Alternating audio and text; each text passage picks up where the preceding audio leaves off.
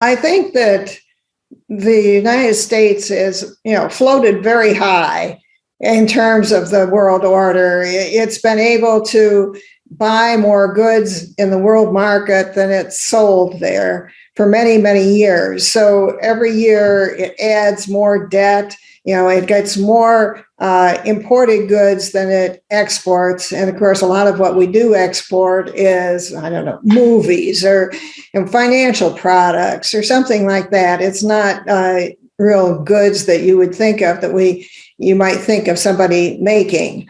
So the U.S. has done very well, but this order can't last forever.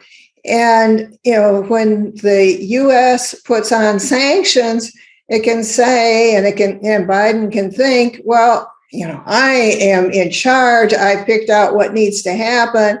But in fact, it can be viewed a different way. And that can be that maybe it is to Russia's benefit to say, okay, well, we'll just pick out trading partners we want now. Certainly we want China. I understand India wants to buy oil directly from Russia. There's talk of Saudi Arabia selling its oil in a currency other than the US dollar. So we're going to have a situation where the whole it's no longer an international market the same way we've been used to it. It's much more of several countries they have decided they're going to trading with each other, and the countries that have put out sanctions, well, good luck. They can take care of themselves. If they happen to have the resources, they can build things. If they don't, well, they're kind of out of luck. So would you say then what we're witnessing is the forming of different blocks, and kind of like people say it's a multipolar world, and so it's kind of like what George Orwell wrote about in 1984, where you got Eurasia, Oceania. So do you kind of see this coming into being then?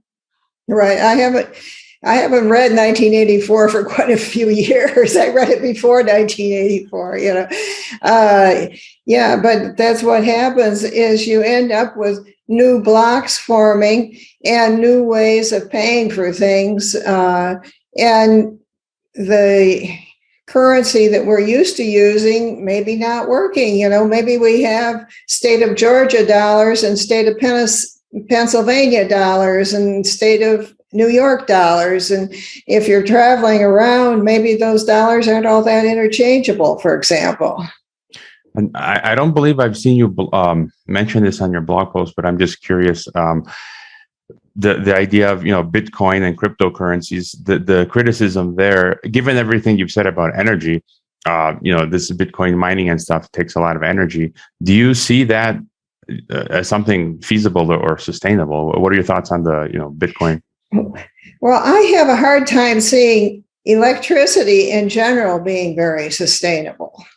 And if you're trying to back up your Bitcoin with calculations and all of that kind of thing, it definitely is not sustainable.